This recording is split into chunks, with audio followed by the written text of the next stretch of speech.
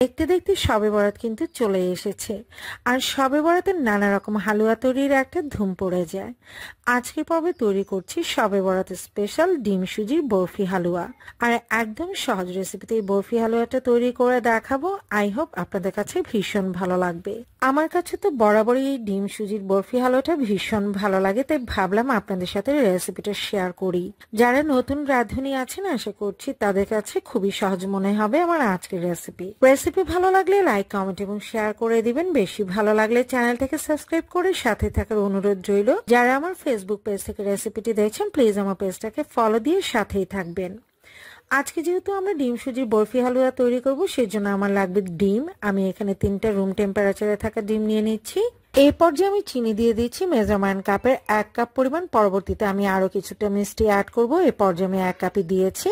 এই পর্যায়ে দিয়ে দিচ্ছি খুব সামান্য পরিমাণে লবণ, তবে কেউ যদি মিষ্টি খাবারে লবণ পছন্দ না করেন সেক্ষেত্রে স্কিপ করে যেতে পারেন। আর দিয়ে দিচ্ছি অরেঞ্জ ফুড কালার। আমি এখানে পাউডার কালারটা ইউজ করছি। আপনারা চাইলে জর্দা রং ইউজ করতে পারেন, চাইলে কিন্তু এখানে লিকুইড ফুড কালারটাও ইউজ করতে পারেন। এতে করে এই বরফি হালুয়াটা দেখতে ভালো লাগবে। যেহেতু আমি ডিম দিয়েছি তাতেও কিন্তু খুব সুন্দর একটা হালকা লাইট ইয়েলো কালার চলে আসবে। তবে চাইলে আপনারা কিন্তু এই ফুড কালারটাকে স্কিপ করে যেতে পারেন। সবকিছু খুব ভালো করে একটু বিট করে নিব যাতে করে চিনি ডিমটা খুব ভালোভাবে বিট করে নেওয়া হয়ে যায়। আমি প্রায় 1 থেকে 2 মিনিটের মতো এটাকে ভালো করে বিট করে নিয়েছি।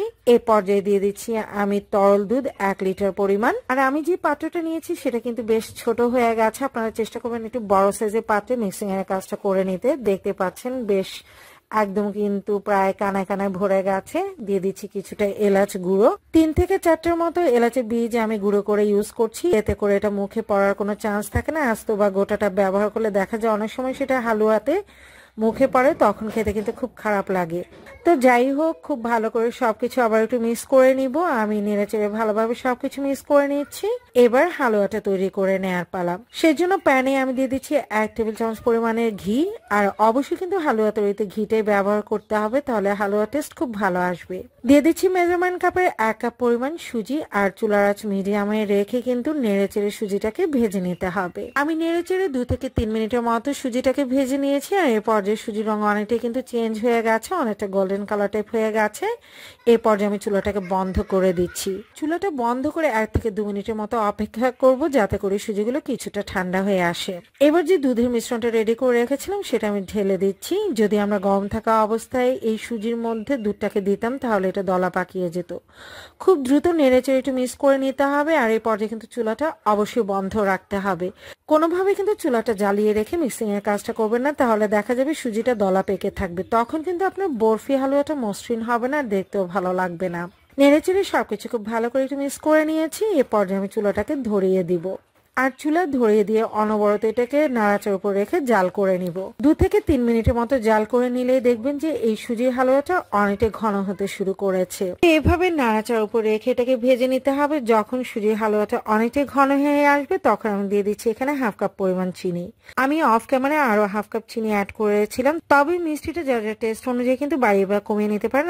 তবে আজকে এই সুজির বরফি হালুয়া আমি টোটাল মেজারমেন্ট কাপে 2 কাপ পরিমাণ চিনি ইউজ করেছি। এই পর্যায়ে কিন্তু সুজির হালুয়াটা খুব বেশি ফুটতে থাকবে। সাবধানে একটু দূরত্ব বজায় রেখে কিন্তু নাড়াচাড়ার কাজটা করবেন, তা নাহলে দেখা যাবে যে সুজির হালুয়াটা ছিটে আপনার গায়ে আসতে পারে, সেই ক্ষেত্রে দুর্ঘটনা ঘটতে পারে। তো যাই হোক, আমি যখন হালুয়াটাকে তৈরি করছিলাম অর্থাৎ ভেজে নিচ্ছিলাম তখন কিন্তু এটা বেশ ফুটছিল এবং ছিটে ছিটে আসছিল। তো মোটামুটি অনেকটাই ঘন হয়ে এসেছে, বেশ কিছুটা সময় ভেজে নিয়েছি। এই পর্যায়ে দিয়ে দিচ্ছি কাঠবাদাম আর কাজু বাদাম। আমি এগুলোকে গুঁড়ো করে নিয়েছি। আপনার চাইলে কিন্তু কুচি করে ইউজ করতে পারেন, তবে কুচি করে ইউজ করলে দেখা যায় যখন আমরা বরফিটা কাটতে যাবো তখন অনেক সময় সেটা এবড়ো থেবড়ো হয়ে যায়। সেজন্য আমি গুঁড়ো করে নিয়েছি, এতে করে বরফিটা কেটে নিতে সুবিধা হবে। বাদামের গুঁড়ো দিয়ে কিছুটা সময় আরো ভেজে নিব।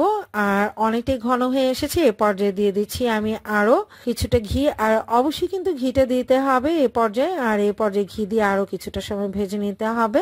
তো দেখতেই পাচ্ছেন এখন কিন্তু এই ডিম সুজির যেই হালুয়ার মিশ্রণটা সেটা কিন্তু প্যানের গা ছেড়ে দিচ্ছে, অর্থাৎ প্যানের কোথাও কিন্তু লেগে যাচ্ছে না। আপনারা স্ক্রিনে লক্ষ্য করলে দেখতে পাচ্ছেন এটা অনেকটাই গা ছেড়ে দিচ্ছে। তো এই পর্যায়ে আমি এই মিশ্রণটাকে নামিয়ে নিব। আমি যে পাত্রে বরফি হালুয়াটাকে সেট করব সেই পাত্রে আমি আগে থেকে কিছুটা ঘি ব্রাশ করে নিয়েছি, এতে করে খুব ইজিলি এটা মোল্ড আউট হয়ে যাবে। এবার মিশ্রণটাকে ঢেলে দিচ্ছি। আর মিশ্রণটা ঢেলে নিয়ে আমি স্প্যাচুলার সাহায্যে এটা সমান করে স্প্রেড করে নিয়েছি। আর আমি স্প্যাচুলারও কিন্তু কিছুটা পরিমাণে ঘি মাখিয়ে নিয়েছি, এতে করে স্প্যাচুলারের গায়ে কিন্তু সুজিটা লেগে যাবে না। তো যাই হোক, ভালোভাবে এটাকে সমান করে ছড়িয়ে নিতে হবে। আমি একদম সমান করে এটাকে লেভেল করে নিয়েছি। আপনারা যতটুকু পুরুত্ব চান ততটুকু পুরুত্ব এটাকে স্প্রেড করে নেবেন। আমি একটু মোটা করে এটাকে বিছিয়ে নিয়েছি। এই পর্যায়ে অপেক্ষা করছি পুরোপুরি এটা ঠান্ডা হয়ে যাওয়ার জন্য। আর ঠান্ডা হয়ে যাওয়ার পর ফ্রিজের নর্মাল পোর্শন আমি কিছুটা সময়ের জন্য রেখে দিব। এই ধরেন ঘন্টাখানেকের জন্য এটাকে আমি ফ্রিজে রাখবো। তো আমি ফ্রিজ থেকে বের করে নিয়েছি। আর আমার এই ডিম সুজির বরফি হালুয়াটা কিন্তু একদম পারফেক্টলি সেট হয়ে গেছে। আর এইভাবে হালুয়াটা তৈরি করলে এটা কিন্তু খুব বেশি শক্ত হবে না, একটু জুসি টাইপের হবে। আপনারা যদি একটু শক্ত টাইপের চান সেক্ষেত্রে আরও কিছুটা সময় ভেজে নেবেন। বাট আজকে আমি কিন্তু এই সুজির হালুয়াটাকে একটু সফট টাইপেরই তৈরি করে নিয়েছি। আমি আমার পছন্দ মতো শেপে এটাকে কেটে নিচ্ছি বরফি আকারে। আপনাদের পছন্দ মতো যে কোনো শেপে এটাকে কেটে নিতে পারেন। তো দেখতে পাচ্ছেন মাশাল্লাহ কতটা পারফেক্ট হয়েছে।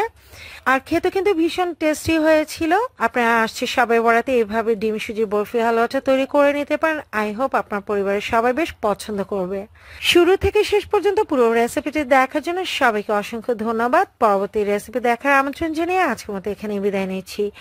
খুব শীঘ্রই দেখা হবে নতুন কোনো রেসিপির সাথে।